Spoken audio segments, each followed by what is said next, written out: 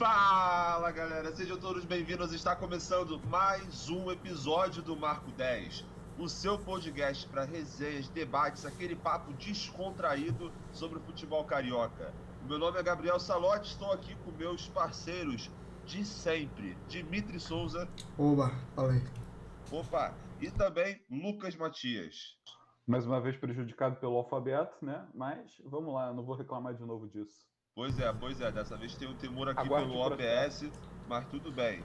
Pessoal, vamos lá, esse episódio saiu um pouquinho depois, hoje é terça-feira, estamos lançando episódio que normalmente seria na segunda-feira, mas vamos continuar falando mesmo assim dos assuntos dos times cariocas nesse fim de semana. Afinal, nós tivemos a disputa da Série A e da Série B do Campeonato Brasileiro, o Vasco perdeu para o Remo por 2-1 e acumula mais uma derrota sobre o Lisca. A gente vai falar sobre isso. O Flamengo ganhou do Sport por 2-0 e no Campeonato Brasileiro conseguiu se recuperar daquela porrada que tomou do Internacional. O Botafogo ganhou do Brasil de Pelotas por 1-0 e continua uma boa sequência com o Ederson Moreira. E o Fluminense que perdeu de 4-2 para o Internacional, intensificando ainda mais as críticas das torcidas sobre o treinador Roger Machado. Antes da gente começar, eu quero convidar você, se você estiver vendo no YouTube, quero te convidar a dar um like nesse vídeo, se inscrever no nosso canal, ativar o sininho para você sempre acompanhar as novidades dos episódios que nós estamos publicando. E se você está escutando isso nas plataformas de streaming, lembra de dar uma passada nas nossas redes sociais, @marcao10podcast, @marcão10 numeral podcast, para você acompanhar todas as atualizações sobre o seu time aqui do Rio de Janeiro. E claro, se você está vendo no YouTube também, não se esqueça de passar lá nas redes sociais para deixar um follow pra gente. Pois bem, pessoal, vamos começar falando do Vascão, então. O Vasco que acabou perdendo para o Remo de 2-1 no jogo, que teve mais polêmica de arbitragem, né? A gente vai ter que falar sobre isso, porque acusaram ali o impedimento no primeiro gol. Teve mais falha de bola aérea defensiva, problema que tem sido recorrente do Vasco nessa temporada. O que vocês acharam desse jogo? Quais foram as impressões de vocês, galera? Mais um jogo. Eita, porra, a gente tá gravando mais cedo hoje, tá foda, né? Então, é mais um jogo aí que o Vasco deixa claro as suas deficiências, né? As suas carências aí. O Vasco precisa urgentemente contratar pelo menos mais um zagueiro mais confiável, né? Não tem como se seguir com o Hernando. Toda hora ele erra alguma coisa, a torcida já não tem mais paciência. Até eu, que nem sou torcedor do Vasco, já tô sem paciência com ele. Pelo amor de Deus, toda hora o Hernando erra alguma coisa, né? E também o Vasco tá com essa deficiência muito grande aí na bola aérea, né? E de novo uma deficiência grande em criar, né? Tá dependendo agora do Sarrafiori, que nem é tão bom assim. Nem acho que ele tenha feito um grande jogo, mas apesar do gol, acho que ele deu uma resolvida ali naquele meio-campo, né? Então o Vasco tá com essas deficiências aí muito grandes, estão muito expostas. Os outros times parece que estão estudando o Vasco, sabem aonde pegar para poder derrotar o Vasco, né? O Vasco estava vindo de uma boa sequência de vitórias, né? Venceu 2 seguidas, ganhou lá do Vitória e do Vila Nova e agora perde para o Remo, né? O Remo que, enfim, começou mal o campeonato, teve aquele jogo maluco com o Botafogo, mas parece que já está dando uma estabilizada, né? O Remo que agora está em 13º ali, parece que não corre tantos riscos assim que nem estava correndo. Mas é um time organizadinho e a gente já viu que para você ganhar agora do Vasco, você precisa ter o mínimo de organização e explorar 100% a bola aérea defensiva, porque o time do Vasco tem muito problema com isso e parece que não está nem perto de resolver, né? Exatamente. Só para constar que eu falei no início do comentário, mais uma derrota do Vasco sob o comando do Lisca, porque se a gente for pegar os 7 jogos que o Lisca está no comando do time vascaíno, ele soma 3 vitórias e 4 derrotas. Claro que nessa conta entra aqueles 2 jogos ingratos contra o São Paulo, que a gente já falou um milhão de vezes aqui, não vou me alongar muito, que o São Paulo é um time muito melhor, é um time que está na Série A, com um elenco técnico com mais tempo de trabalho, mas mesmo assim a conta ainda está ruim, está apoiada em 2 jogos. Assim, se a gente tirar esses 2 jogos contra o São Paulo, ficam sim 3 vitórias e 2 derrotas, mas ainda assim o desempenho que pode melhorar. Nesses 7 jogos do Lisca, a gente também tem 8 gols marcados pelo Vasco, sendo que metade desses gols foram no primeiro jogo dele, contra o Guarani, e 9 gols sofridos. Por enquanto, o saldo do Lisca é negativo e deve-se dizer que desses 9 sofridos, 5 foram de bola aérea. Ou seja, o problema do Vasco continua, saiu o Marcelo Cabo, entrou o Lisca e nada mudou. E eu tava lendo também uma reportagem do GE, cara, que fala exatamente sobre isso. Uma coisa que, porra, a gente antecipa aqui no Marco 10 desde o início da temporada, né, papai? E o Globo Esporte demorou 5 meses para postar sobre isso. Aqui, ó, GE, 20 gols sofridos pelo Alto na temporada 2021. Isso representa 45% de todos os gols que o Vasco já tomou pelo Alto. Então, com certeza, essa deficiência mais grave sai técnico, entra técnico. E nesse jogo ainda tinha a questão de que vai ser uma das primeiras partidas com o Leandro Castan fora, porque ele sentiu desconforto, né? Na partida contra o. Foi contra o Vitória, se eu não me engano. Puta merda, agora não. Acho que foi. Pois é, contra o Vitória. E bem, o Ricardo Graça também, ele chegou a estar no banco, mas ele não participou. Quer dizer, a torcida também questionou isso, né? Porque, por um lado, o Daniel Alves chegou na mesma delegação que o Ricardo Graça depois da Olimpíada e estava lá jogando o jogo da Libertadores pelo São Paulo contra o O Palmeiras. Nino também? O Nino ficou 2 dias. O Nino também, exatamente.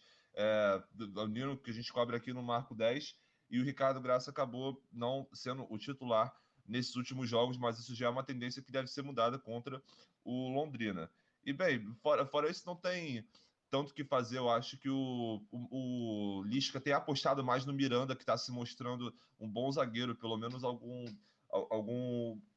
Eu ia usar o termo tapa-buraco frente à qualidade técnica da defesa como um todo, mas eu acho que é um termo muito forte. Ele é um bom jogador, eu considero ele promissor. Você coloca ele do lado do Hernando, você percebe uma diferença na técnica. Mas enfim, não foi um jogo bom para o Vasco, uma atuação ruim da maioria do time, da defesa nem se fala, porque no primeiro gol. Cara, no primeiro gol tava impedido, não tava? Porque o meu amigo vascaíno ficou falando tanto disso, mano. Eu achei que tava, mano. Pois é, eu só tomei pra mim que tava impedido. Aliás, Eu também achei. muito chato, mais o erro de VAR, aliás, não ter VAR na Série B, e mesmo que não tenha VAR, mais um erro técnico da nossa arbitragem, coisa que a gente vai falar mais do jogo contra o Botafogo. Então, dito isso, pô, cara, esse primeiro gol é um absurdo, mano, sinceramente. A forma como o cara do Remo entra como ele quer no meio da área, assim, mano, é brincadeira, mano. É brincadeira. E, bem, o segundo gol ali que eu também quero ouvir talvez a opinião do Matias e também, claro, do Dimitri, se foi falha ou não foi do Vanderlei, porque, porra, sobrou o Léo Jabá na marcação do filho da puta ali do Remo, aí ele cabeceou, foi ali entre o Vanderlei e a trave, cara, eu achei muito feio, o Vanderlei poderia ter feito melhor. Sei lá, mano, é que, tipo, foi uma finalização, daquelas... Vou rever aqui. A queima-roupa?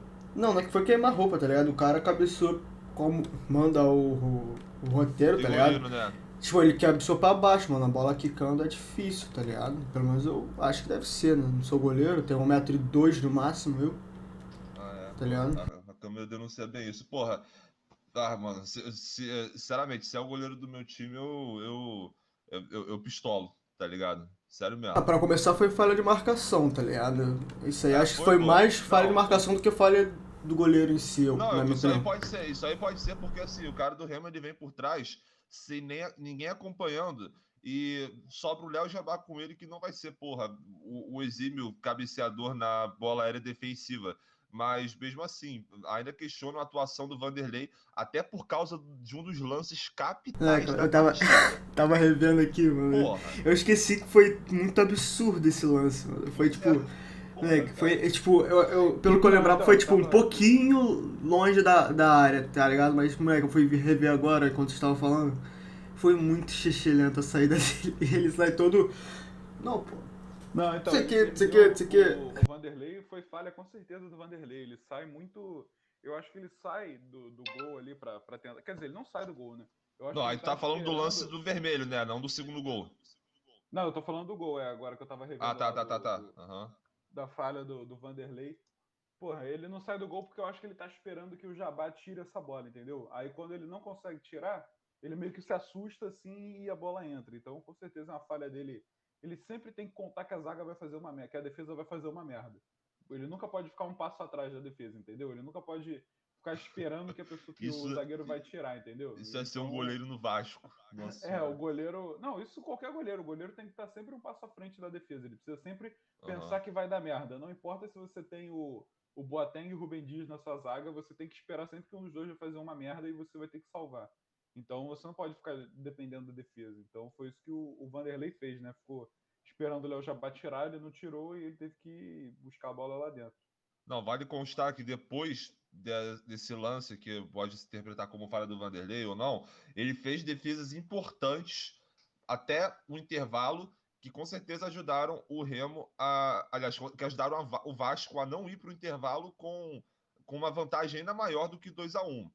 Mas no segundo tempo, puta, ele fez essa merda aí, cara, impressionante, tá ligado? Porra, achei que para começar ele errou. Pô, o torcedor que não tá a par aí, que tá escutando a gente, né? Depois pesquisa esse vídeo, que por sinal eu achei muito engraçado vendo isso ao vivo também. Foi um lance onde o jogador do Remo recebe a bola na intermediária, assim, com uma certa distância da área, e o Vanderlei aparece lá do nada, mano, simplesmente mete a mão na bola, cara. Assim, no meio do campo, quase, entendeu? Como uma cortada de vôlei. E é expulso, né? É expulso porque seria obviamente ia ser gol. E, pô, mano, tudo errado, tá ligado? Eu achei com a forma. Pior que eu acho que, tipo assim, eu acho que tava mais fácil pra zaga, né? Tipo, uma zaga decente conseguir tirar aquela bola do que pro próprio atacante. Sim, tipo, cara. Era tipo meio que um contra-ataque 1 contra 2, né? Um atacante contra 2 defensores. E, tipo, a bola tava meio que pra direita e o atacante tava meio que, tipo, pro lado esquerdo do ataque do Remo, tá ligado? Então foi meio que, tipo, talvez desnecessário até essa saída. Não a saída, mas, tipo, meter-lhe a mão na bola, tá ligado? Cara, com certeza, pô. Ele saiu completamente sem tempo nenhum de bola, né? Quando ele chega na bola, a bola já tá quase passando dele, por isso que ele tem que meter a mão nela. Foi uma burrice gigante aí dele, de querer sair, do posicionamento do Vasco nessa bola que sobrou, da defesa. Porra, pelo amor de Deus. Pois é, ele também tem o destaque da crítica da torcida em relação a ele ter escalado o Zeca de lateral esquerdo, né? E também, aliás, exatamente, Zeca de lateral esquerdo e ter colocado o MT na outra lateral, tendo o Léo Matos como desfalque, que também não agradou a torcida, essa postura do Lisca. A gente já vê algumas críticas aparecendo aí ao trabalho dele, mas essa aí, como um todo, não foi uma boa partida, né? Alguém tem mais algum comentário a fazer pro nosso Vasco? Não, acho que de longe não foi uma boa partida, né, mano? Tipo, obrigado, tamo junto. Então é isso. Não tem mais comentário. Esquece o Vasco. Vamos falar do Paysandu. Eu tenho o belo bandeirão da torcida lá do Remo botou no estádio. Já falei, é a segunda vez que o Flusão tá presente, cara. A primeira foi no jogo do Botafogo contra alguém aí do norte ou nordeste da Série B. Muito foda, muito foda. Melhor e pior, galera. Melhor e pior Fica dividido o melhor, o pior no caso, né? Porra, o pior é fácil, né? Porra. Tem dois aí que pode botar, né? Tipo, não tem como, tem que ser o Vanderlei, porra. Ah, mano, mas o Hernando também jogou o lento dele, né, mano? Mas o Vanderlei foi expulso. Foda-se. Pô, mas mesmo que ele tenha sido expulso, e assim, e que mesmo que o segundo gol tenha sido culpa dele, culpa entre aspas, porque a gente já falou que isso divide também um pouquinho com meia culpa, exatamente, porque isso divide com o comportamento da marcação nesse lance. E mesmo com ele tendo sido expulso de uma das formas mais escrotas que o goleiro pode ser expulso, ele ainda assim, aquelas defesas importantes que ele fez no final do primeiro tempo, que garantiram um pouquinho que o Vasco não se pudesse tanto, ainda são determinantes para mim. E uma coisa, o Vasco teve o Vanderlei como expulso, mas tendo um a menos ali, eu senti que não estava mais naquele clima de tipo assim, fudeu com o jogo, entendeu? Não sei se vocês discordam, mas eu acho que eu vou jogar de Hernando no pior. Eu vou de Hernando também, mano. Uma menção muito honrosa pro Vanderlei, sério mesmo. Tipo, ele é completamente postulante, assim, pô. Eu vou de Vanderlei. Show de bola, show de bola. E então, o melhor em campo? Contra você. Porra. E o melhor em campo? Esse aí vai ser complicado. Mano, sinceramente, mano. Pode usar aquele critériozinho pra dar uma roubada, né, mano? O SofaScore marcou o gol. O golzinho. Não, mas é isso que eu ia falar, cara. Eu acho que eu vou de Sarrafiori. Não fez nenhuma grande partida, inclusive ele já tinha ido mal no jogo anterior, mas marcou o gol. Eu lembro de um passe aqui, outro ali, alguma coisa assim. Não foi uma partida de grande inspiração do Vasco, portanto, toda a média geral do time ficou bem abaixo, mas o Sarrafiori tem a vantagem de ter marcado o gol. Como eu falei, lembro de alguns lances ali que vamos fazer dar esse melhor para ele, não, foda-se. Manda ver o mutado aí. Vai falar nada não? Concordar com o cabeça? Tamo junto então. Matias concordou? Não tô vendo aqui o OBS. Concordei. Beleza. Eu tô fazendo sinais com a cabeça. Show de bola. Tá gesticulando aí pra galera. Muito bem. Próximo jogo do Vasco vai ser Vasco e Londrina. Vai ser quarta-feira, dia 18 de agosto, às 9h30 da noite. Porra, narração da Série B com o Luiz Roberto é muito bom. Dá realmente uma melhorada no jogo. Vamos ver se vai ser ele mesmo. Vasco e Londrina, quarta-feira, 9h30 da noite. Amanhã já, né? O jogo vai ser amanhã. Continuando, galera. Flamengo e Sport Clube do Recife. O Flamengo conseguiu a vitória por 2-0. Mais um jogo controlado, um jogo tranquilo para a equipe rubro-negra carioca. Quero ouvir de vocês o que vocês acharam dessa partida, o que vocês acharam de mais uma vitória do Renato Gaúcho no comando do Flamengo, a 9ª vitória em 10 partidas do Renato, hein? O que vocês acharam? O Flamengo pegou aí o campeão de 87, né? Então. Vai ter que ter uma edição só pra isso, do Marco 10, porra. É duro. Não, mas eu sinceramente não vi esse jogo do Flamengo, eu não lembro porquê. Eu devia estar, sei lá, fazendo faxina. Mas enfim, pelo que eu vi depois, foi mais uma partida boa do time do Renato, né? Soube como se impor dessa vez em casa, né? Lá em Volta Redonda. O Bruno Henrique voltou, né? Aparentemente. Ele recebeu aquela assistência linda do Arrasca, né? Que fez um belo cruzamento ali, deu para ele cabecear. Também achei que o Everton Ribeiro jogou bem, mas o gol dele achei que foi meio que na cagada ali, né? Achei que ele deu muito mais. Tentou dar uma assistência ali, não sei se era o Pedro que estava no meio da área, e acabou acertando o cara que mandou pro gol, né? Então, acho que o Everton Ribeiro também fez uma boa partida, aí baseado em tudo que eu li depois. Então, é isso, assim, o Flamengo tá subindo e, pelo amor de Deus, tomara que caia. Pois é. Cara, enfim, mais uma partida boa do Flamengo, como eu tava falando. Aquela quebra de desempenho no meio do percurso, aquele 4-0 sofrido do Internacional parece realmente ter ficado para trás após uma ótima vitória do Flamengo na Libertadores no meio da semana, e agora consegue a sua sequência de 5 vitórias em 6 jogos apenas no Campeonato Brasileiro. Isso também contando aquele 2-1 na Chapecoense, quando o Renato Gaúcho ainda não era técnico. Foi um jogo de controle total do Flamengo do início ao fim, você tendo ali o João Gomes compondo no meio e o Léo Pereira e Bruno Viana fazendo boa atuação no que se preze, né? O Flamengo ficou muitas vezes adiantado no campo, e quando o Sport tentava o contra-ataque, era o Léo Pereira e o Bruno Viana que estavam ali na contenção, dando combate quase que no meio campo, como eles quase sempre ficaram.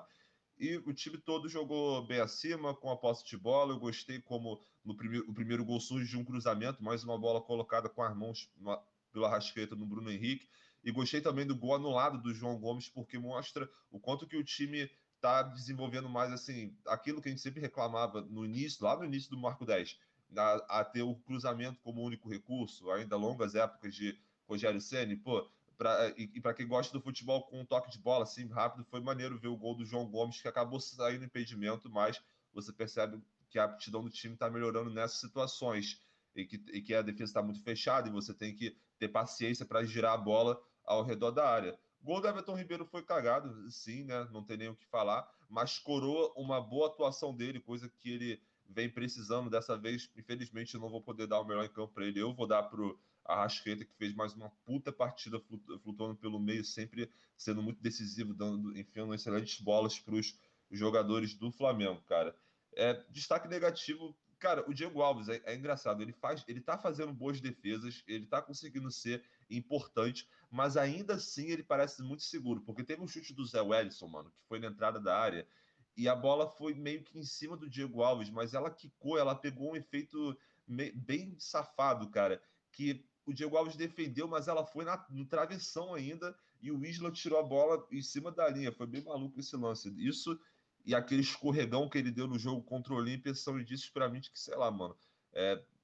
Mas o melhor de tudo aqui nesses 2 jogos, por mais que ele tenha feito essas 2 falhazinhas aí, ele conseguiu fazer boas defesas para ajudar o Flamengo. Eu tô aqui com a sequência de jogos que o Flamengo vai ter até acabar o primeiro turno do Campeonato Brasileiro. O Flamengo vai enfrentar o Ceará fora de casa, o Santos fora de casa e o Atlético Goianiense fora de casa. E nesse meio tempo vai ter 2 jogos contra o Grêmio, pelas quartas de final da Copa do Brasil. Tu crava 9 pontos, Matias? Ceará fora, Santos fora e Atlético Goianiense em casa? Pelo que a gente tá vendo no campeonato, eu acho que é Atlético Goianiense em casa, né, no Maracanã. É isso aí. Se esse jogo fosse em Goiás, eu acho que esse seria o jogo mais complicado do Flamengo, porque o Atlético Goianiense está bem organizadinho, né? O Ceará também tem um bom time, mas tá contando aí com a queda de alguns caras que estavam jogando muito ano passado, tipo o Vina e o Sobral, que não estão jogando lá isso tudo. Mas eu acho que o Flamengo vai ganhar fácil aí os 3. O Santos é uma merda, perdeu até pro Fluminense. Então, eu acho que o Flamengo ganha mais 9 pontos mole. Show de bola. E você, Dimitri, fala pra mim, cara, o que você assistiu o jogo aí, que o Matias, eu já vi que o comprometimento aí tá abaixo, vai fazer a faxina. Não, eu assisti, tipo, no início eu até fiquei impressionado com o Sport tentando jogar, tá ligado?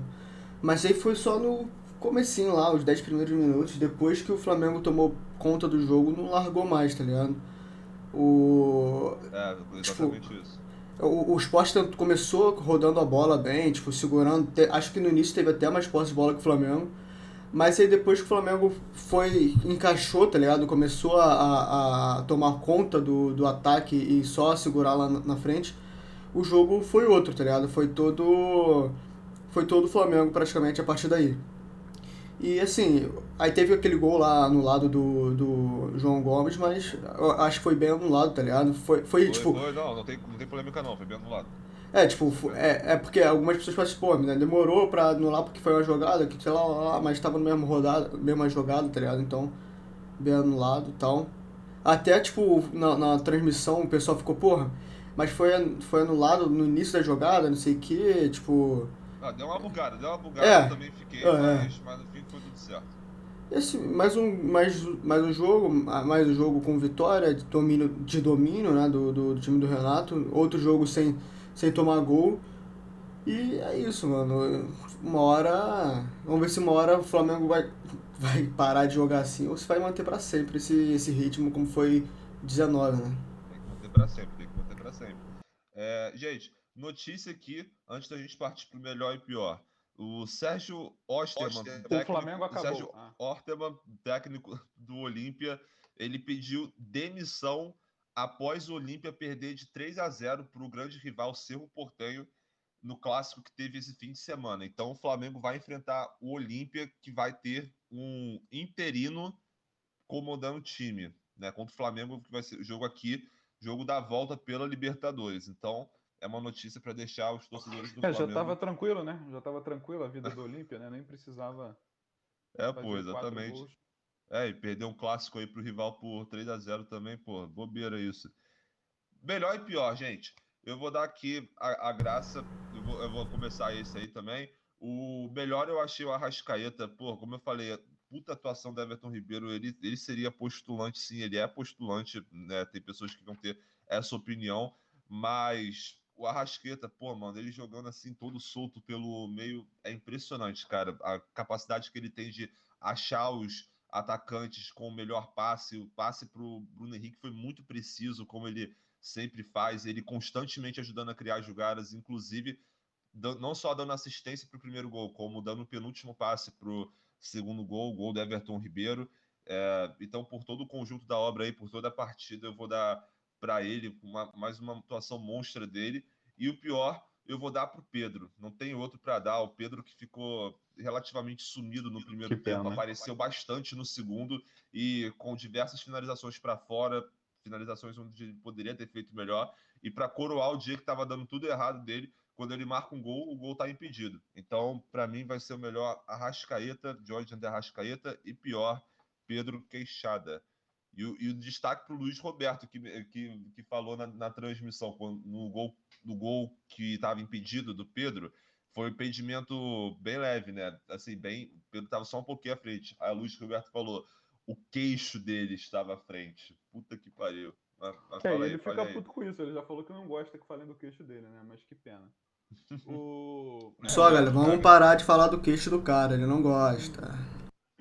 Eu acho que para melhor mesmo não vai ter outra opção, né? A Arrascaeta vem jogando muito, vem sendo aí talvez o melhor jogador do Flamengo na temporada inteira. Claro que o Gabigol vem quebrando recordes aí, fazendo gol atrás de gol. O Bruno Henrique também tá voltando a jogar bem. Mas a Arrascaeta tá na veia. O Arrascaeta tá sensacional. Não, Então, sabe qual é a parada, mano? Sabe qual é a parada? Não. Eu sinto que, assim, o Gabigol, por mais que doa por ele ser ídolo, ele pode ser substituível. O Bruno Henrique também, se você talvez fizer um esforço de mercado, mas o que parece é que o Arrascaeta, pela posição que ele joga e pela qualidade que ele tem, ele não é substituível. Outra coisa, o Gerson, ele é substituível. A gente pega aí Thiago Maia, Diego, João Gomes. O Arrascaeta não é substituível, entende? É por isso que a torcida do Flamengo fica tanto com o cu na mão. Prefiro o Nenê. Quando surgem as notícias em relação à negociação aí pela renovação.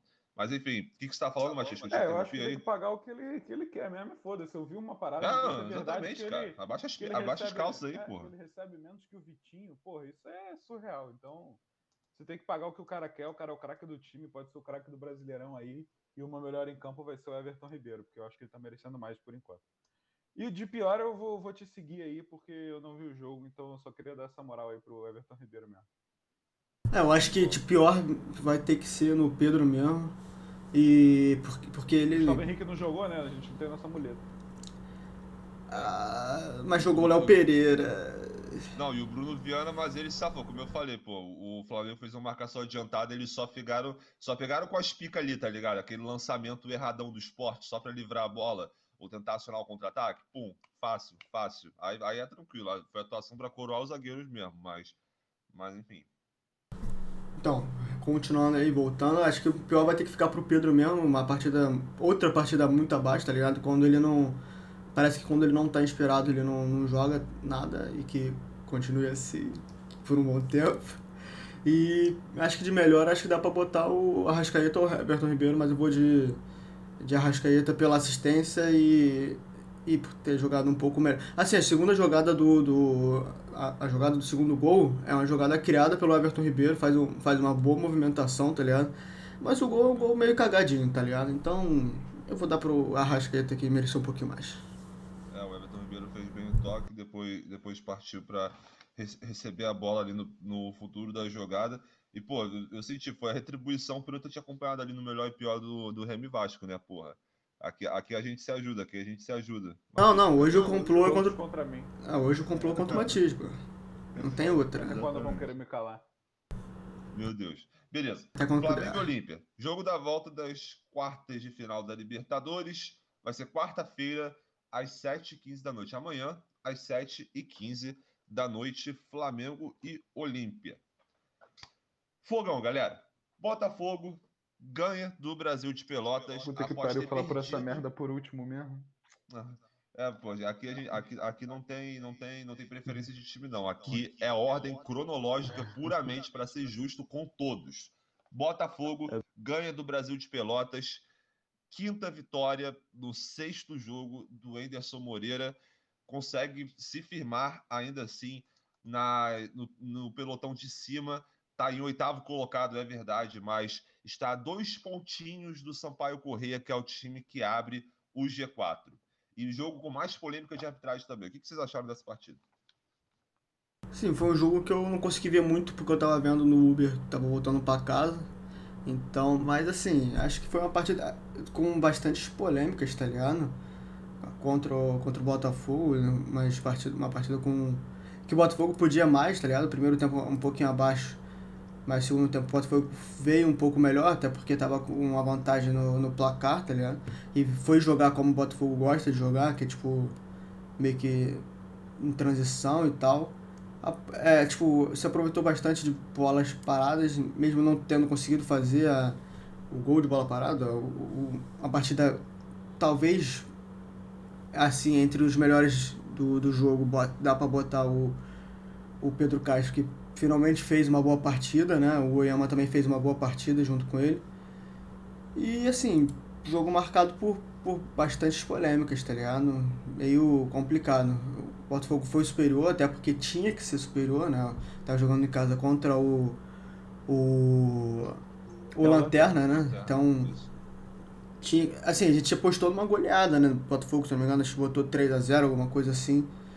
E infelizmente não aconteceu, mas poderia ter acontecido caso caso a arbitragem não fosse tão prejudicial assim pro Fogão. Cara, com certeza. A É, arbitragem. Eu tô foi mal, vendo os pode nossos aqui. falar. Não, pode falar, foda-se. Não, eu tava vendo aqui, o Brasil de Pelotas é o lanterna, tipo, muito assim. Ele só tem 12 pontos, o Confiança tem 13, mas o Brasil de Pelotas vem de 6 jogos sem vencer, são 5 derrotas, 4 derrotas seguidas. E o Botafogo é um time bem melhor do que o Brasil de Pelotas, né? O Botafogo tava precisando dessa vitória, agora chega a 28 pontos, tá a 2 do G4, né? Mas tem uma galera também ali pertinho do G4. Só com 28 pontos tem 3 times, né? O Botafogo, o Vasco e o Operário. Todos eles estão ali na cola do G4. O Náutico, que era o líder absoluto, está em sexto. Também 4 derrotas seguidas, igual o Brasil de Pelotas. Incrível o que aconteceu com o Náutico, que o Dimitri está usando a camisa aí, talvez seja isso. Mas o Botafogo fez a partida realmente do jeito que ele O Dimitri tá usando a camisa do Náutico claramente porque ele é flamenguista, né, mano? E aí o Sport perdeu pro Flamengo, aí ele quer tirar essa onda, porra. Desculpa aí, Matias, pode falar. Não, e o Botafogo, ele fez aquilo que ele gosta, né? Ele conseguiu fazer um golzinho ali rápido, né? E deu uma fechada na casinha, não arriscou muito. Isso talvez irrite alguns torcedores, porque o Botafogo claramente podia mais contra o Lanterna do campeonato. Achei uma excelente partida do Rafael Navarro, achei que ele jogou muito bem ali na frente. A assistência que ele dá é surreal. Talvez, eu acho que eu já falei isso antes, mas talvez ele não perca a posição ainda para o Rafael Moura, ou para uma mudança de esquema, porque ele se doa muito lá na frente, né? Ele arranca o sangue se precisar ficar lá na frente, lá pelo Botafogo. Eu acho que ele joga muito ali e briga bastante, apesar de ele não fazer tantos gols assim, né? Que a gente esperasse de um centroavante, talvez até mais gols, mas a gente vê que também essa não é a única função de um 9, né? E a gente viu que foi um 9 dando assistência para um zagueiro fazer o gol, né? Muito bom ver o Joel Carli voltando, é um ídolo da torcida, é um bom zagueiro também. Quando ele voltou para a Série B, naquela terra arrasada que era o Botafogo, achei que foi um bom reforço. É um cara experiente, é um cara que já conhece o clube, um cara que a torcida confia. Então, ele fazendo esse gol aí, beijando a braçadeira, é um bom momento de alento assim para a torcida, para ela poder voltar a pensar em subir, né? Voltar a ter esperanças em subir. Falta só a última rodada, né, para acabar o primeiro turno. E o Botafogo acabando esse primeiro turno aí. Se perder o próximo jogo, né, que eu não lembro contra quem é, o Gabriel vai falar daqui a pouco. Guarani. Contra o Guarani é um jogo difícil. O Guarani é um time que está 1 ponto na frente do Botafogo, né? Está em sétimo ali, o Botafogo está em oitavo. Vai ser um jogo complicado. Eu acho que o Botafogo tem chance de vencer. O Vasco goleou o Guarani, né? O Guarani é muito inconstante. O Guarani é muito inconstante, né? Que nem o Operário, uma hora ganha, uma hora perde, uma hora está em segundo, agora está em sétimo. Mas vai ser um jogo complicado. O Botafogo consegue vencer. Vencendo, pode terminar o primeiro turno no G4, que vai dar uma moral absurda para o time. Mas se acabar ali em quinto ou em sexto, a 1 ponto também do G4, ou até com a mesma pontuação do quarto, fora pelo saldo de gols, também acho que vai dar uma moral. Acho que o torcedor vai otimista para o segundo turno. E aí o Botafogo, com otimismo e garra, tem tudo para subir. Pelo menos ali em quarto, acho que belisca, né? O Botafogo consegue com essa moral e com essa vontade toda aí da torcida e dos jogadores, né? Exatamente, você tocou no ponto do Joel Carli. Acho que estava faltando mesmo esse jogador dentro de campo com essa identificação grande que ele tem com a torcida do Botafogo, além do que ele pode entregar A do gente ponto tinha de o vista. Chay, mas o Chay é um cara que chegou agora, né? Eu acho que Exatamente, chegou agora. eu acho que ele já virou um ídolo assim da torcida, apesar dele não ser lá um grande jogador, não ter ganho nada, não ter ganhado nada com o Chay ídolo do Botafogo. Fogão? Tá, Eu tá, acho que tá na mesma assim, mesa que Garrincha? eu acho que ele chegou para a torcida, precisava desse cara. Acho que ele foi o cara que ocupou um espaço que estava faltando na torcida. É o cara que chegou na hora, que chegou no lugar certo na hora certa, entendeu? Então, eu acho Com que para a certeza. torcida ele tem um apelo assim emocional que é importante, mas o Carly é muito mais ídolo que ele e estava faltando também esse cara. Não, até pelo que o Chá entrega dentro de campo, a torcida já abraçou muito ele. Eu tenho certeza que a música do Bootfire conseguiu, com certeza, agregou bem pra caralho nesse sentido também. Obviamente que não depende apenas disso, né? Mas, porra, imortalizou um cara que já é quase um personagem folclórico pra mim, mas que tá jogando muito bem dentro de campo. Mas o cara é isso, tem um histórico maior de ídolo, ainda pode também entregar tecnicamente na zaga do Botafogo, então tem tudo para voltar bem no momento importante, no momento de ascensão do Botafogo na Série B. Como eu falei, a quinta vitória no sexto jogo do Anderson Moreira. E destaque também, cara, Botafogo é o melhor mandante do campeonato inteiro. são 9 jogos em casa, com 7 vitórias, 1 empate e apenas uma derrota. Essa derrota foi para o Goiás. Então, o Botafogo se fazendo valer bem do seu campo no Newton Santos, está conseguindo fazer boas partidas lá e conseguindo os resultados. Mas o grande destaque dessa partida foram, com certeza, a arbitragem. Mais uma vez que o Botafogo se fode. É impressionante quanto que a gente tem que falar de arbitragem aqui, mano. Tanto do Vasco quanto do Botafogo, principalmente porque são os times que jogam a competição que não tem VAR, que é a Série B. Mas ainda assim, porra, do Vasco a gente já vem falando algumas partidas, desde aquelas merda lá contra o São Paulo, também deu... eu acho que deu algum caô também no Vila Nova Vasco e agora no Remy Vasco. E o Botafogo, cara, aquele gol absurdo que o Botafogo sofreu contra que o Botafogo marcou contra o Sampaio Corrêa, mas que a arbitragem não deu, que a bola passou muito da linha, muito, muito, muito. E agora, mais uma vez, a gente tem que falar desses lances aqui, mano, que é o lance onde eu acho que é o próprio Carly, mano, que ele cabeceia dentro da área, o maluco tá... o Carly, o maluco tá com a asa aberta, simplesmente, é pênalti, mesmo que ele esteja de costas, posição antinatural, como eu vi no Twitter. No outro lance, o Pedro Castro, ele sofre um ipom dentro da área, o braço dele é puxado, mano, e ele cai, mano. O braço dele é literalmente puxado, e no lance anterior, o jogador que eu não consegui identificar, porque eu tô falando tudo de trás para frente, tá ligado? Esse lance que eu vou falar agora é o primeiro, porque eu não tô conseguindo identificar qual foi o jogador. Ele recebeu e ia sair de cara a cara com o goleiro, só que ele também foi puxado na entrada da área. Isso aí é falta com cartão vermelho. Então, porra, é brincadeira essa arbitragem, né, mano? Porra, enquanto não tiver VAR aí, que a gente ficou sabendo que vai chegar na Série B, vai ser essa porra começar aí. no segundo turno, mas eu não sei se vai melhorar, não, cara. Eu acho que eles vão continuar errando. Não, E vai assim, ser demorado agora, porque eles ainda vão ficar uns 7 minutos olhando o VAR e vão continuar errando. não, assim, eu acho que os erros eles vão ser pelo menos apaziguados por vários deles, porque, por exemplo, esse lance do Sampaio correr, que a bola entrou pra caralho, isso aí você teria como ter o VAR pra falar, pelo amor de Deus, meu amigo. Foi muito dentro, foi dentro pra caralho. Mas. Esse do Sampaio Corrêa devia ser, tipo, pelo árbitro ficar lá atrás, né? O bandeirinha, de olho, né? Cara, não, Não precisa do VAR pra isso, tá ligado? Exatamente, não, é um absurdo que precisa do próprio VAR para isso. Eu entendo o ponto do Matias, porque o VAR ele vai sofrer erros, por quê? Porque quem controla ele, os humanos que controlam ele aqui no Brasil são incapacitados, cara. Porra, como é que o bandeirinha não consegue ver a bola passando muito na linha nesse lance? E sinceramente, nesse lance aqui, onde o jogador do Botafogo chega na entrada da área e é puxado, também era um lance que poderia ver, porra. Ele tava aqui na frente, mano.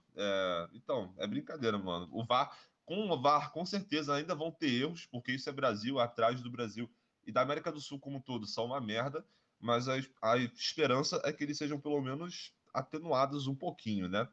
Bem, e no mais foi um jogo em que o Botafogo, eu senti que no primeiro tempo tinha até dificuldades, um Brasil de Pelotas aplicado na marcação, não foi tão fácil assim, o Brasil, tanto o Botafogo quanto o Brasil de Pelotas conseguiam criar algumas situações, mas, enfim, aí o Botafogo conseguiu marcar no final do primeiro tempo e depois o jogo ficou muito mais tranquilo, o Botafogo jogando mais, tendo menos posse de bola, mas ainda assim finalizando mais, jogando um pouquinho mais do contra-ataque, e foi um jogo bem controlado, poderia ter sido muito mais se não fosse a atuação terrível da arbitragem. Melhor e pior, galera? Temos mais algum comentário para fazer sobre o Fogão? Eu acho que é isso, mano. Tá tranquilo. Charauaba. Então, o que vocês acharam melhor da partida? O que vocês acharam pior? Eu acho que tá. Eu gostei muito do jogo do Rafael Navarro. Eu achei que ele, além da baita assistência que ele deu, ele tava brigando muito lá e eu achei que ele jogou demais. Eu iria com ele, o João Carlos, talvez. Diego Gonçalves também gostei. Enfim, um desses três aí eu acho que estão na briga. Te falar que eu vou de Pedro Castro. Vai de Pedro Castro. Criminoso. Show de bola. Eu vou de Carlos e dar essa moral para ele pelo gol. Também considerei a atuação defensiva sólida. Poderia ter tido um pênalti para o Botafogo a partir dele, se não fosse também a arbitragem, premiação aí pro grande jogador também do Botafogo que tá voltando aí. Eu vou com o Carly também. Caralho, o cara é muito parecido com as outras, moleque. Que isso? Não, eu vi as três opções lá. Eu gostei do Rafael Navarro, do Carly e do Diego Gonçalves. Tô sabendo. Não, é isso aí. Pô, isso aí que é. Eu admito que me faltou um senso crítico ou de análise para poder formar uma opinião original minha assim, sobre o pior, mas eu vi a torcida do Botafogo pistolando demais, sabe com quem? Com os dois laterais, Hugo e Daniel Borges. Então não sei se serve como um direcionamento aí para o pior em campo. Quero ver se vocês têm uma opinião diferente também. Não, aqui não é lugar pra ter opinião, não. Vou concordar com a torcida. Não Não, pode ter, o não. Hugo realmente fez uma partida muito abaixo, né? Ele que entrou no lugar do Guilherme Santos, né? Se eu não me engano. Exatamente. Que também era a nossa muleta aí recentemente, era sempre para ele o pior. Mas ele também entrou e fez uma partida muito abaixo. Talvez seja aí para ele mesmo o pior. Pois é, pois é. Eu vi o torcedor do Botafogo tweetando, mano. Eu não sei se foi na raiva, mas ele só meteu, mano. Pô, o Hugo é pior do que todos os laterais. Ele é pior do que o Rafael Carioca, pior que o Guilherme Santos. Mas vamos ver no decorrer das próximas partidas se foi só a noite ruim do Hugo ou se ele precisa mesmo melhorar. Show de bola, galera. Próximo jogo do Botafogo é contra o Guarani, jogo fora de casa. O Guarani que tem 2 vitórias e 3 derrotas em 5 jogos, né? E perdeu perdeu o último jogo também. Time ainda inconstante, como o Matias falou. Guarani e Botafogo, quarta-feira, 7 da noite. Quase o mesmo horário que Flamengo e Olímpia. Vai ter que rolar uma divisão de escala aqui no Marco 10. Mas show de bola. Flusão, galera. Fluminense perde para o Internacional. Contando todas as competições, conforme eu peguei aqui no SofaScore, eu vou pegar só mais uma vez para não falar merda, são 5 derrotas nos últimos 8 jogos. 5 derrotas nos últimos 8 jogos, partindo desde o jogo contra o Grêmio. E o Roger Machado está enfrentando momentos mais difíceis do que nunca. Eu não cheguei a ler nenhuma notícia de bastidor, mas eu estou pressupondo que o jogo contra o Barcelona no meio dessa semana vai ser completamente decisivo para a permanência ou não do Roger Machado. O que vocês acharam dessa partida? O que Eu vocês li. acham da corda Eu bamba li, do... saiu hoje, se eu não me engano, no Netflix, né? Depois eu vou até olhar aqui para dar o crédito certinho, que a permanência do Roger depende desse jogo aí da Libertadores, né? Se ele não se classificar, provavelmente ele vai ser demitido ali no vestiário mesmo, o clima vai estar completamente insustentável. E se ele se classificar e continuar tomando porrada no Brasileirão, mesmo assim ele vai ser mantido. O que eu também acho que é muito, muito perigoso, né? Eu era todo mundo aqui sabe que eu era um dos poucos que não era fora Roger, né? Eu sempre confio o máximo que eu posso num treinador, a não ser que ele faça uma merda muito grande, tipo o Oswaldo Oliveira, que saiu xingando a torcida, xingando todo mundo. Aí não tem como defender, mas eu sempre sou daqueles que quero confiar muito no treinador. Eu tava confiando muito no Roger, achei que ele conseguiu fazer o Fluminense jogar em algum momento, mas parece que ele se perdeu, parece que ele é muito limitado, sabe? Ele tentou mudar o esquema agora contra o Inter, tava dando certo, mas aí ele mexe errado no time, ele tira o Ganso, ele tira muita. Porra, é surreal, assim, parece que ele não tem conhecimento total do elenco que ele tem na mão para escalar o melhor time possível. Parece que ele também já não está muito feliz em estar lá no Fluminense também, parece que ele já está entregue. Então eu acho que esse jogo contra o Barcelona aí vai ser desesperador, talvez, mas a gente também sabe que o Fluminense cresce em jogo grande. Vamos ver como é que vai ser também, né? Mas muita falha individual, muita falta de confiança do Marcos Felipe, da zaga. O setor defensivo do Fluminense, que ano passado foi a melhor coisa do time, né? O Odair e o Marcão conseguiram construir isso, essa solidez defensiva que deixou o Fluminense em quinto no Brasileirão, né? Fez o Fluminense voltar à Libertadores depois de tanto tempo, fez o Fluminense avançar da fase de grupo, chegar às quartas de final. E essa solidez defensiva parece que agora acabou, né? A gente não tem mais confiança nenhuma. O Lucas Claro, talvez vivendo seu pior momento aí desde que chegou no Fluminense, começou a jogar bem. O Nino falhando, falhou no jogo da Libertadores. Contra o Inter fez o gol, né? Um gol de empate lá do 2-2. Mas aí nos acréscimos, em 4 minutos, o Fluminense toma 2 gols, cara. Que nem o Ganso falou. É impossível um time experiente tomar 2 gols em 4 minutos e perder um jogo que era só administrar que conseguiria pelo menos o empate, que seria tão valioso agora. O que eu mais queria era um pontinho, pelo amor de Deus. E nem isso está rolando. Conseguiu tomar um gol nos acréscimos da virada. Todo mundo perdido. O Samuel Xavier era uma avenida na lateral direita. Acho que 3 dos 4 gols foram ali nas costas dele. Então, cara, é um erro atrás do outro. Jogadores bons, cara. Eu até falei isso no grupo durante o jogo, né? Os craques desse time, né? Os caras bons do time, o Martinelli, o Nenê, o Samuel Xavier, que estava jogando bastante, o Lucas Claro, porra, esses caras estão errando muito, esses caras estão tendo falhas que pô, eles nunca tinham tido, sabe? Então parece que é um problema de clima, de ambiente no vestiário mesmo. A gente já viu também o Casares postando aquela mensagem no Twitter, no Instagram, enigmática ali, que ele falou que não era pro Roger, mas claramente era, assim, a gente não pode afirmar nada, mas na minha opinião era. O Roger, eu acho que ele, pelo amor de Deus, ele deve ter tentado dar um esporro no Casares na frente de geral lá. Então tá muito ruim o ambiente do Fluminense e eu acho que só uma saída dele que vai melhorar isso. E pelo amor de Deus, precisa ficar de olho no Brasileirão, a gente precisa pontuar. Porque a gente está com 17 pontos. Ano passado o Botafogo tinha mais pontos que a gente nessa rodada. Então tem que ficar de olho. Porra, tá brincando? Sério? Uhum. Porra, é foda. O que garante bem o Fluminense é o fato de que nesse momento tem muitos times que estão abaixo, com certeza o gigante A mais Chapecoense tem 5 pontos, pô. É, O Grêmio exatamente, tem exatamente, 10. porra. Caralho, brincadeira Chapecoense também. Meu Deus do céu, ainda nem não ganhou, meu puta que pariu. Porque com certeza o gigante que mais postulante a cair agora é o Grêmio. O Fluminense, na minha opinião, ainda tem condição de se recuperar, mas a campanha tá muito mal no Brasileirão. É a quarta derrota seguida no Campeonato Brasileiro, né? Deixa eu confirmar aqui. Pois é. Grêmio, Palmeiras, América Mineiro e Internacional. O Fluminense que tá vivendo essa aventura de ter um elenco limitado, mas disputando 3 competições simultâneas, acaba dando nisso. O Fluminense precisa realmente começar a priorizar o Campeonato Brasileiro. O próximo jogo já vai ser, vai ser contra o Atlético Mineiro do Brasileirão, né? Depois da Libertadores. Então, vai ser outro desafio grande para o Fluminense que não pode deixar o campeonato girar e o time ainda naquela parte de baixo da tabela. Quando chega faltando, Ano passado, na 10 rodadas pro fim, 16ª. 12, aí tu enxerga o perigo na tua É. frente, filho. É tipo É, assalto, tá ligado? ano passado, na 16ª rodada, né, que é a que a gente acabou agora na Série A, o Botafogo tinha 18 pontos, o Fluminense tem 17, né? O Botafogo tinha 3 vitórias, 4 derrotas e 9 empates, né? O Fluminense tem mais derrota que o Botafogo e mais vitória também, mas, assim, é uma campanha preocupante. Uma notícia boa, pelo menos, é que nessa mesma rodada aí do campeonato do ano passado, Atlético Paranaense e Bragantino também estavam na zona de rebaixamento, um com 15 ou com 13 pontos, mas eles conseguiram se safar e foram até bem no campeonato. Mas vamos ver, né? Nessa mesma rodada do ano passado, o Fluminense tinha 25 pontos e estava em quinto. É muito abaixo do Campeonato Brasileiro do Fluminense com o Roger. Pois é. Quer falar alguma coisa, Dimitri? Eu ia É ressaltar uma uma matéria boa. aqui. Não, se quiser falar da matéria, fala aí, mas se quiser eu Aqui, falo. sobre o que o Matias falou, se você quiser, você pode falar sobre isso também, Dimitri. Eu abri aqui o GE para ver os melhores momentos enquanto a gente está comentando sobre o jogo, né?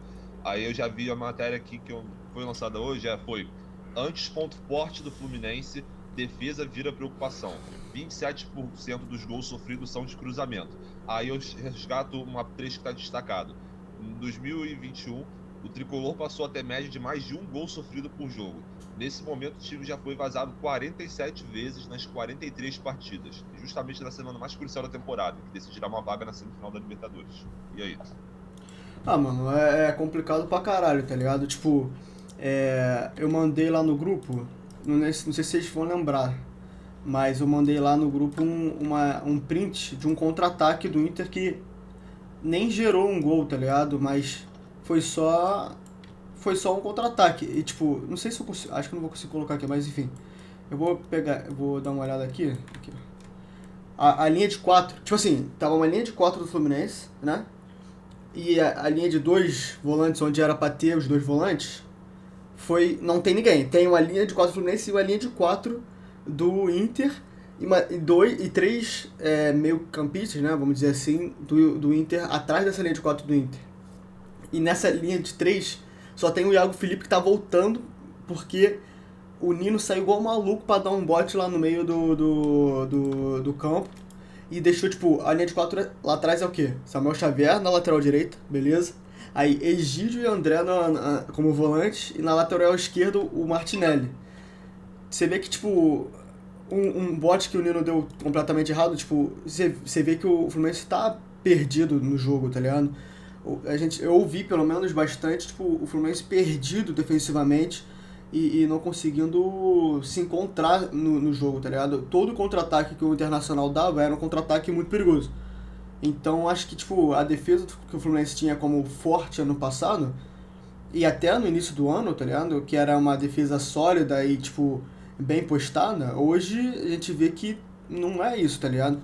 O Fluminense vinha jogando no contra-ataque e hoje, no jogo contra o Inter, até, tipo, eu tenho visto o Fluminense vindo jogar mais com a bola. Não sei se é, tipo, uma tentativa do Roger de mudar o jeito de jogar, mas, tipo, ele tentou mudar o que tava dando certo e tá dando errado, tá ligado? Tipo, o Fluminense tá tendo jogos com mais posse de bola, mas não tá conseguindo criar porra nenhuma. Então tá conseguindo fazer só jogos atrás de jogos excelentes, tá ligado? A gente não sabe como que o Fluminense faz gol, né? A gente não sabe qual a jogada principal pro Fluminense fazer um gol. Se vai ser infiltração dos laterais pelo lado, se vai ser alguém tentando distribuir no meio, se vai ser o Ganso, o Nenê. A gente não sabe, a gente só sabe que de alguma forma ou de outra, do nada, o André vai tirar um passe daquele do cu e vai conseguir fazer deixar o Iago na cara do gol para fazer, né? O Iago que também, porra, ele tem muito mais frieza na frente a frente com o goleiro do que o nosso atacante, né? Pelo amor de Deus.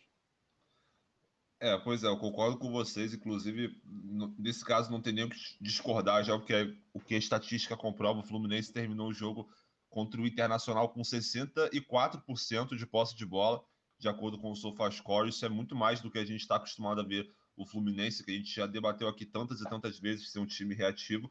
Isso com o Fluminense jogando fora de casa, né? Então, exatamente. Né? Mas vale lembrar também que o time do Inter também tem uma característica reativa de contra-ataque, como foi executado com o Flamengo. O Inter toma muito pouco gol, né? Eu tava vendo Exatamente. uma live aí pré-jogo de um canal do Inter, né? Eles estavam falando que o Inter não tomava gol, acho que há uns 3 jogos, assim, desde que pegou o Fluminense. Então é uma defesa muito boa também do Inter, que gosta de jogar mais atrás, né? Gosta também de fazer o que o Fluminense fazia e estava dando certo.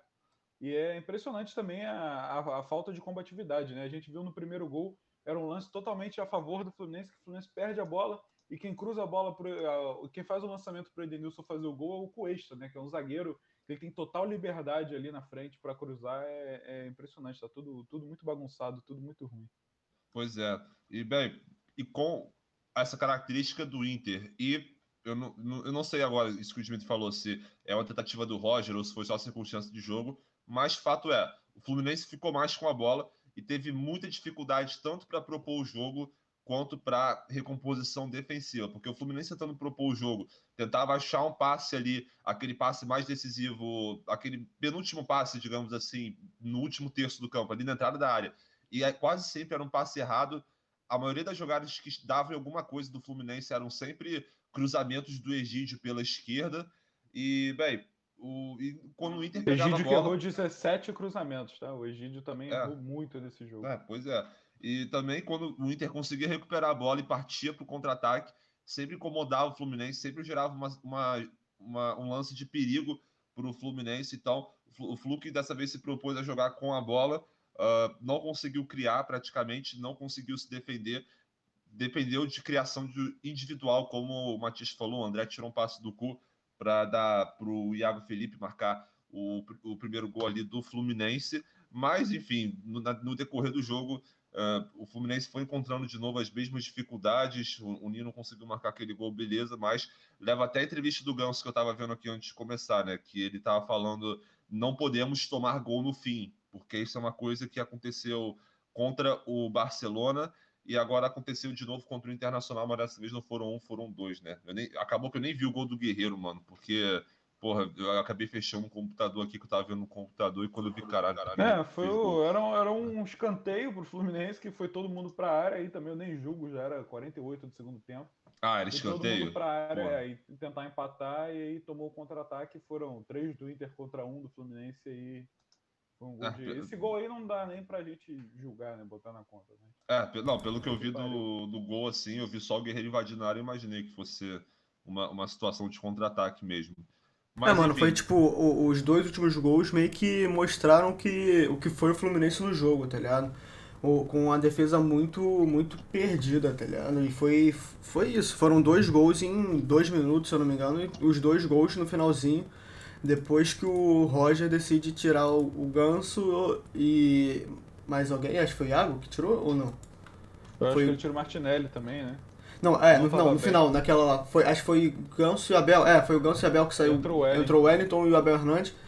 No terceiro gol, acho que foi o terceiro gol, o Martin. Ih, caralho. O Wellington decide não marcar, tá ligado? O Yuri Alberto. e simplesmente saiu outro gol de E ele só entrou pra isso. Pois é. Ah, não, foi o Roberto, não, foi o Edenilson, não foi o Matias? O quê? O terceiro gol. Edenilson. Tá, então foi isso mesmo. É que o gol do Yuri Alberto também foi o Martinelli sem querer marcar também. Tipo, marcando a bola e esquecendo de marcar o atacante. Foi basicamente isso. Foram praticamente aí uns 3 gols aí dados por falha de marcação do Fluminense. Porque a defesa tava perdida. Não sei se é tipo o time falando, porra, já cansamos do Roger e estamos jogando de sacanagem, ou é tipo sei lá, o Roger que tá perdido e simplesmente não tá conseguindo treinar direito esse time. E sei lá, ou é ele tentando uma coisa nova, que é tipo tentar jogar com a bola com o domínio do jogo, só que tá sendo dominado, tá ligado? Esse é o problema. E é muito perigoso você ter um grupo que não está alinhado com o treinador, né? Porque a gente viu nos 2 gols do Fluminense, os jogadores se afastaram, foram comemorar juntos ali, só os jogadores, né? A gente viu que quando os jogadores eles não estão satisfeitos, mas eles ainda respeitam o treinador, eles vão lá, dão uma moral, um abraço. A gente já viu o Gabigol abraçando lá o Rogério Ceni quando estava num momento difícil. Teve um lance também do Rodrigo Caio indo abraçar o Abel Braga, lá no início de 2019, também ficou muito marcado. Eram treinadores que talvez eles nem concordassem com o estilo de jogo que estavam sendo usados, mas ainda respeitavam. Isso parece que nem isso tem mais com o Fluminense, né? Impressionante. E eu separei aqui, para a gente ver rapidinho, para a gente analisar, alguns treinadores que estão assim, disponíveis no mercado nesse momento, que eu acho que talvez mudariam o Fluminense, assim, tentariam fazer uma coisa diferente e talvez ajudassem, né? Então, bom, para mim o que deveria acontecer, né, e que provavelmente vai, né, a gente vai estar discutindo aqui completamente achismo, mas o que provavelmente vai acontecer se o Roger for demitido é o Marcão ser efetivado, né? Por enquanto essa é a melhor opção. É um cara que já conhece o clube, já salvou o Fluminense 200 vezes, mas também quando ele salvou o Fluminense, era um outro Fluminense, né? Era um Fluminense em outro patamar, era o Fluminense que precisava ser salvo do rebaixamento. Em 2020 ele assume para manter um trabalho do Odair e consegue, mas vamos ver se ele assume aí um trabalho do Roger numa Libertadores, numa Copa do Brasil, como que ele se sairia, né? Aí eu separei aqui também outros nomes. O nome do Thiago Nunes está sendo muito falado, né? O do Thiago Nunes aí fez um péssimo trabalho no Grêmio, no Corinthians e no Atlético Paranaense. Ele foi bem ganhando Copa do Brasil e Copa Sul-Americana, né? Foi lá que ele foi bem com um time talvez limitado de elenco como tem o Fluminense, né? Ele foi bem num time que não tinha tanta pressão. Eu acho que ele chegando no Fluminense turbulento como tá, vai ter muita pressão, não sei se ele vai performar bem. Um outro nome também que foi falado e ventilado aí foi do Rogério Ceni, né? Que acabou de sair do Flamengo. Do Thiago Largue, que aí seria um projeto que nem o Red Bull fez com o Barbieri, eu acho, que é você pegar um técnico sem muita experiência, mas com uma ideia de jogo e acreditar nele, você precisa acreditar. O Bragantino, o Red Bull está confiando muito no Barbieri e a gente está vendo que está dando certo, né? O outro nome também, que esse eu vi pouco sendo ventilado, assim, mas é um nome que me agrada, é o do Tuca Ferretti, né? O brasileiro que estava no Tigres do México. É um baita treinador, ficou 11 anos lá no Tigres. Agora eu vi que ele assumiu o Juarez, que é um time que foi criado em 2015, né, lá no México. Então eu não sei como é que está a questão contratual, se ele aceitaria sair.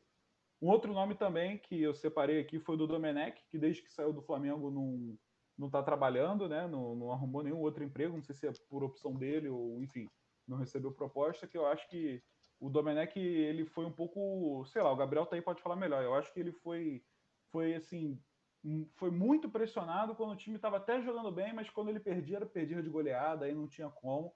Mas eu acho que ele fazia um bom trabalho assim, no Flamengo, daria para continuar. Eu acho que no Fluminense talvez ele consiga também performar.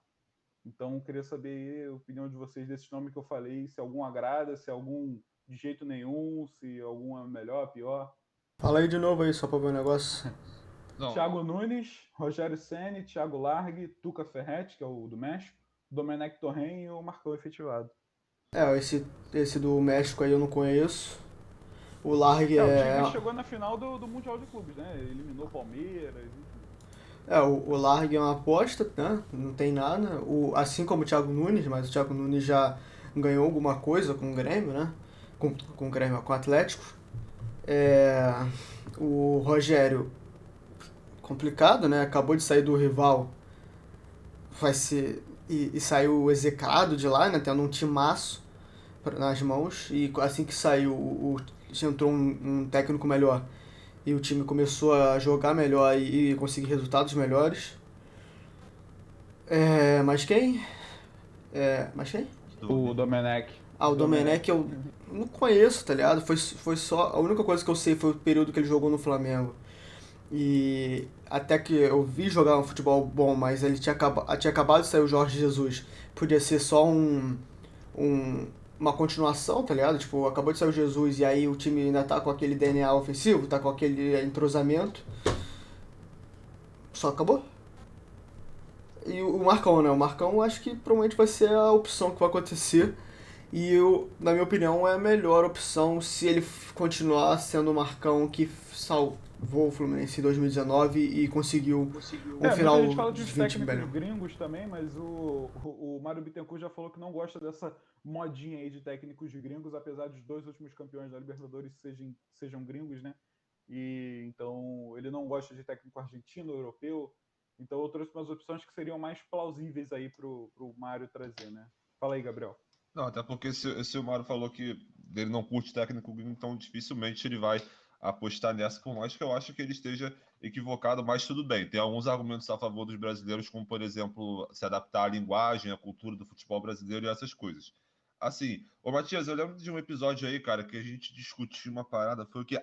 quando o Vasco tava querendo decidir um novo técnico, aí tinha o Luxemburgo na enquete, e você estava falando sobre como o Luxemburgo é uma muleta para o Vasco, ano a ano, né? Assim, caso o Luxemburgo tivesse vindo ao invés do Lisca, pô, que seria tipo assim, o terceiro ano seguido que o Vasco se apoia no Luxemburgo por alguma coisa. É engraçado que o Marcão de interino também desempenha uma função parecida, né? E ele parece ser um bom bombeiro que tem a confiança da torcida do Fluminense de assim, se tem algum técnico que deixou tudo uma merda aqui no meio da temporada, eu vou lá e vou consertar, pelo menos fazer alguma coisa certinha aqui para poder deixar o time em uma situação um pouquinho melhor, né? Não necessariamente aquele negócio de buscar por títulos, mas consertar o que estava sendo feito.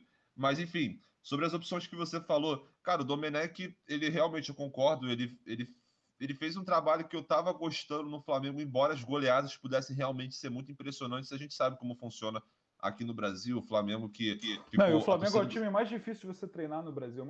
É o time mais difícil de você trabalhar no Brasil é no Flamengo aí. Pois Você é. botando sua cara diretamente aí na mídia, né? É o time mais difícil. Exatamente. E sem falar que a torcida do Flamengo bem mal acostumada com o excelente ano de... Caralho, foi mal, o meu despertador aqui tá bom pra caralho. E o Flamengo ainda fazendo um ótimo ano em 2019, 2020, continua a pressão, tá ligado? E sem falar que o Domenech é adepto do jogo posicional, que ele aprendeu lá sendo auxiliado o Guardiola por vários anos. E isso é um estilo de jogo muito difícil de implementar num lugar como o Brasil, né? Precisa de muito tempo, muita adaptação dos jogadores. Ele mudou também algumas orientações para defesa, que custou várias goleadas, enfim. Eu diria que ele é um bom técnico, mas para o Brasil talvez seja complicado. Ele precisa de tempo para implementar as suas ideias de jogo. E ainda tem outra questão. O Fluminense quer manter um estilo defensivo? É a hora do Fluminense mudar para um estilo ofensivo? Acho que essas questões devem ser levadas em conta também na análise do técnico, que deve vir, no perfil do técnico, né? Quanto ao Thiago Largue, é uma ponderação que eu tenho a fazer, que eu estava até conversando com o Cláudio, meu padrasto, outro dia, né? Cara, a parada dessa ideia que você falou, né? Perfil de técnico jovem para apostar mesmo na ideia dele, né? O problema com isso é que, por exemplo, o exemplo do Barbieri no Bragantino, ele tem jogadores com uma média de idade muito baixa, de modo geral, sabe? Então, portanto, fica mais fácil do grupo assimilar a ideia dele e não ficar com aquela coisa que a gente sabe que jogador mais experiente, mais cascudo vai ter. Se o Thiago Largue enfrentar, por exemplo, um Nenê, um Ganso, um Fred, esses caras assim que são mais cascudos, mais velhos e devem ter o elenco na mão ali, né? Porque eu vejo que eles são bem resenha, vai ficar complicado para ele, mas enfim, é uma aposta. E o Rogério Ceni, cara, é complicado, mano. Ele fez bons trabalhos do Fortaleza, isso não pode ser ignorado, mas saiu do Flamengo também em um clima muito ruim. Eu respeito o trabalho que ele fez do Fortaleza, mas no Flamengo tinha problemas que passava jogo, e simplesmente não melhorava. A postura dele fora de campo também, algumas decisões de coisas que ele falou em coletiva de imprensa, né, em relação ao Pedro, principalmente, mostra que... Não, e não só isso, como a passagem dele pelo Cruzeiro mostra que a gestão de elenco dele também não é boa, sabe? Então, é uma opção complicada, mas para o Fluminense pode ser que seja bom, né? Afinal, ele subiu com Fortaleza da Série B e conseguiu manter o time ali numa posição estável. Bem, complicado, cara, complicado. Desses nomes aí, pô, mano. Eu acho que é aquele clássico do futebol brasileiro, né? Tipo, mantém o Marcão até achar um desses nomes, É um que se complicado. interesse pelo projeto, um que. E você Isso mesmo. mudar agora, né, no meio da temporada, do Fluminense turbulento aí, Exatamente. né, um time que o Roger montou. Eu acho que alguns técnicos assim não conseguiriam lidar direito com isso, tipo o Thiago Largue e o Rogério Ceni, eu acho que eles não conseguiriam. A gente já viu quando o Rogério chega no meio da temporada de um time que acontece, né? A gente viu isso lá no Cruzeiro. Pois é. Mas para pegar esse time aí, talvez um técnico cascudo, um Dorival Júnior, enfim, um desses caras, Pô, um desses nomes cara, aí. Dorival Júnior eu sempre defendo, mano, papo reto. Eu acho que ele é um dos É melhores. foda. Eu acho que dos técnicos daqueles refugo, tá ligado? Tipo, quando um time brasileiro demite seu treinador, aí ele vai aqui no buraco negro dos técnicos, vê quem que tá disponível e pega um assim, tá ligado? É sempre assim, mano. Pô, o Wagner Mancini é demitido do Corinthians, aí ele vai pro buraco negro dos técnicos, e aí o América Mineiro vai lá e pum, pega ele, entendeu? É sempre assim. Então, eu acho que o Dorival, ele é o melhor dos técnicos que estão nesse bolo, mano. Eu gosto do trabalho dele, E eu também gosto dele. o cara ofensivo, acho que poderia ser uma boa opção para incluir aí. E, cara, desses que você fez a lista aí, eu acho que é o Thiago Nunes, mano. Mas é foda, cara. Os dois últimos trabalhos dele foram muito ruins. Eu sei que não é isso que a torcida do Fluminense quer, mas a situação tá muito delicada, sabe? É bem chato isso, porque o time do Roger apresentou um bom futebol algumas vezes na temporada, só que tá numa situação insustentável. Tá sendo uma ótima temporada para o Fluminense em termos de resultado, quartas de final de Copa do Brasil e Libertadores, mas é bem complicado, sabe? É bem complicado. Melhor e pior, gente? Internacional e Fluminense? Vambora, vambora. Bora. E aí, mano? Deem suas opiniões. Eu acho Iago que. Felipe, melhor? Eu Pega os acho que vou dois. botar o André, mano. Acho que André. ele foi Eu vou mais de André sólido, tá também. ligado? No jogo todo. O Iago fez o gol e fez um lance bonito que quase gerou um gol do Abel. Mas eu acho que o André foi constante, bem constantemente o jogo todo, tá ligado? Eu acho que. Essa trinca de volantes aí me agradou. Eu acho que o Martinelli não fez uma boa partida, mas quando ele fizer o Martinelli e o André com o Iago mais solto ali, né? Pela frente, pelo lado. Me agradou bastante esse meio. Vamos ver se o Roger vai continuar usando aí para Libertadores, mas nesse jogo aí o André realmente jogou demais, tanto na marcação quanto na distribuição, né? Ele que estava tendo que armar o jogo, porque o Iago estava lá na frente, lá do lado, enfim.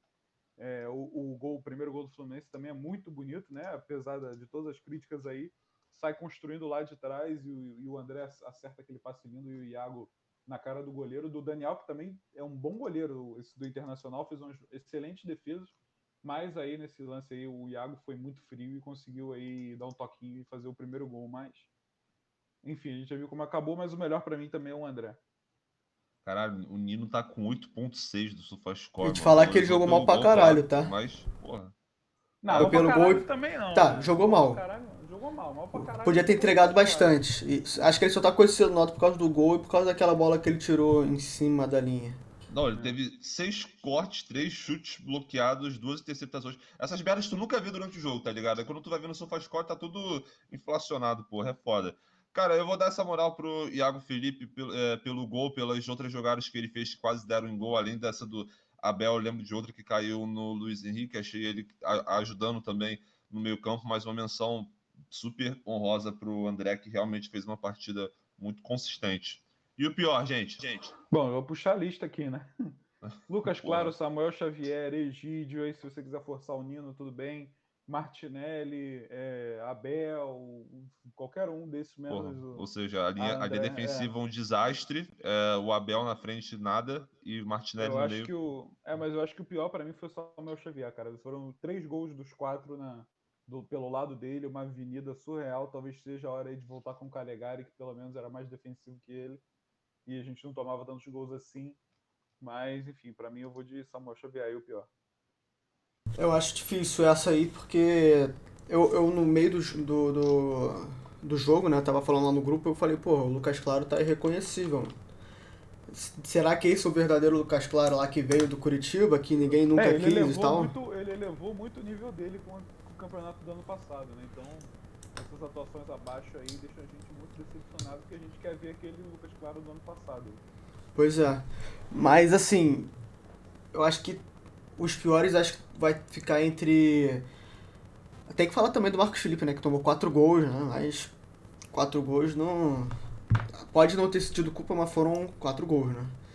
Fez uma defesa, se eu não me engano. Tomou um drible lá que quase... Eu acho que o único que dava pra ele pegar ali talvez seja o do Guerreiro, mas os outros eles saíram muito na cara dele. É.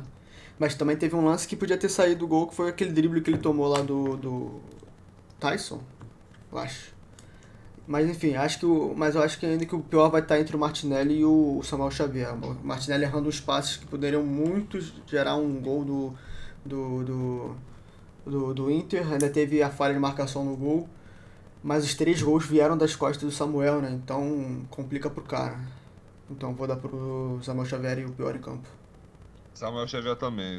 A parada dele ter participação direta em diversos gols foi muito sensível, cara. Então vai ser para ele mesmo, lateral direito, que eu considerei como tendo algumas boas atuações depois que pegou a vaga Não, ele tava jogando bem. do Calegari, mas nesse jogo aí foi bem e ruim. contra o Barcelona também, ele toma a bola nas costas do cara que faz o cruzamento pro gol. Enfim, é uma sucessão de falhas aí que eu cogitaria a volta do Calegari. Pois é. E, cara, continuo falando quando me perguntam. Nino e Lucas Claro, uma das melhores duplas de zaga do Brasil. Mas esse momento tá muito ruim. Daqui a pouco eu vou desconsiderar ele. Barcelona e Fluminense. Próximo jogo do Fluminense.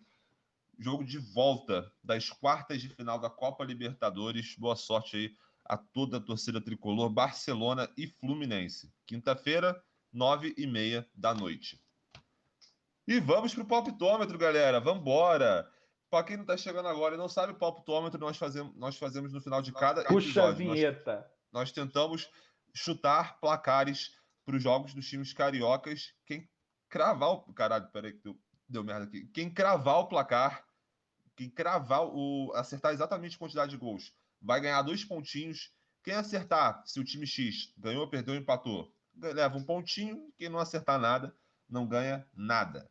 Na última rodada, eu fui o único que cravou, porque eu botei 2-0 Flamengo Sport, mas todo mundo pontuou nesse jogo. O Dimitri botou vitória do Flamengo, o Matias botou vitória do Flamengo, os dois fizeram um pontinho.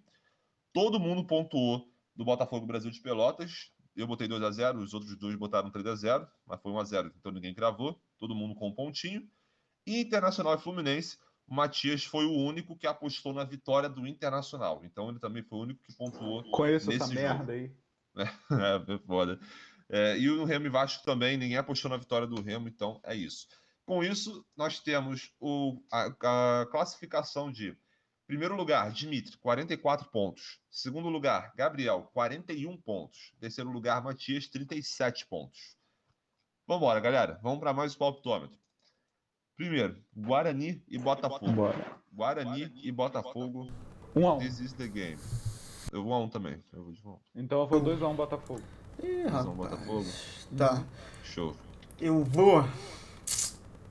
Caralho, eu acho que eu vou na segunda derrota do Botafogo, em 1-0 Guarani. 1-0 Guarani. Vamos ver. Esse jogo aí promete ser 2-1 Botafogo de virada. complicado pro Botafogo. Veremos. Flamengo e Olímpia. Eu vou de 2-0 Flamengo. 3-0 Flamengo. 3-1 Flamengo. 3-2 Flamengo, vai. Ixi, Maria. Jogo de bola. Vasco e Londrina. Vasco e Londrina. 0-0. 0-0. Porra. 0-0 Vasco. Pera aí. 0-0. Eu vou apostar numa vitória do Vascão aí pra sair da uma fase. Eu vou botar 1-0. 3-1 Vasco. Se o Gabriel não tem culhões, ele aposta na vitória do Londrina, pra cada um ficar com um resultado. Não. Exatamente. Nem fudendo. Londrina 17º. Vambora. E para terminar, o último jogo dos Cariocas essa semana, quinta-feira, Barcelona e Fluminense. É complicado. Esse aí vai ser o jogo dos Cariocas nesse meio de semana, com certeza. Caralho, deixa eu pensar. Ninguém quer puxar. Não, eu tô pensando. Pera aí, eu vou. Pô, vou falar aqui. Eliminação do Fluminense por gols fora de casa. 1-1. Cara, eu vou apostar numa vitória do Flu. Esse Fla na semifinal ia ser top, hein? Mas fala aí, Porra, Dimitri. eu vou apostar numa reviravolta do Flu aí. Vai ser 3-2 de virada pro Fluminense. Caralho, vambora, filho. E falta tu, Matias. Cara, eu vou ter um fiozinho mínimo de esperança aí do Roger. Esse time aí cresce em jogo grande, que a gente já falou. Vamos ver se por um milagre do Senhor Jesus Cristo acontece. E vai ser 1-0 daqueles jogos suados pra caralho. O Fluminense vai fazer 1-0 aos 17 do primeiro tempo e vai ficar se segurando até a morte aí, vai acabar 1-0 Fluminense. Isso é jogo de Libertadores, vamos ver. O Fluminense realmente cresce nesses jogos mais decisivos, essa é a hora de se provar para o seu torcedor. Pois bem, galera, chegamos ao final de mais um episódio do Marco 10. Quero agradecer a presença de sempre dos meus parceiros Dimitri e Matias. Valeu, galera. Obrigado aí pela presença. Agora eu vou tirar uma sonequinha né? gostosa. Geral picado. Né? Acabei de levar a picadura, tamo aí. Pô, mano. Exatamente, cara. E qual vacina não importa. Se você tá escutando isso e ainda não foi se vacinar, por favor, vá, porque os números de casos e de mortes estão reduzindo apenas por causa disso. Então, não perca a sua chance, vá se vacinar. É picadura na bunda, mano. Então, vambora, que esse pesadelo tá acabando. Em breve a gente vai poder voltar pro estádio, torcer pelos nossos times. Mas, enfim, xingar o Roger. Perfeito. Se o Roger sobreviver até Espero lá, né? não ter que xingar não, que você não tenha que xingar o Roger, né? Pois é. Enfim, galera, episódios novos quase toda segunda e sexta. Houve alguns imprevistos que acabaram alterando o nosso calendário, mas mesmo assim estamos aqui. Sexta-feira estamos de volta para falar sobre essa rodada de Série B e de Libertadores no meio da semana. Então, conto com vocês até lá. Mas até lá, né? Curta e siga as redes sociais do Marco 10 na gente. Caralho, me buguei legal. Curta e siga as redes sociais do Marco 10, @Marco 10 Podcast, várias informações, atualizações, tudo sobre o seu time no futebol carioca. E também aproveite, se você estiver vendo no YouTube, para se inscrever, ativar o sininho, dar o like, essa porra toda. Beleza, galera? Um abraço, então, e até a próxima. Valeu! Valeu.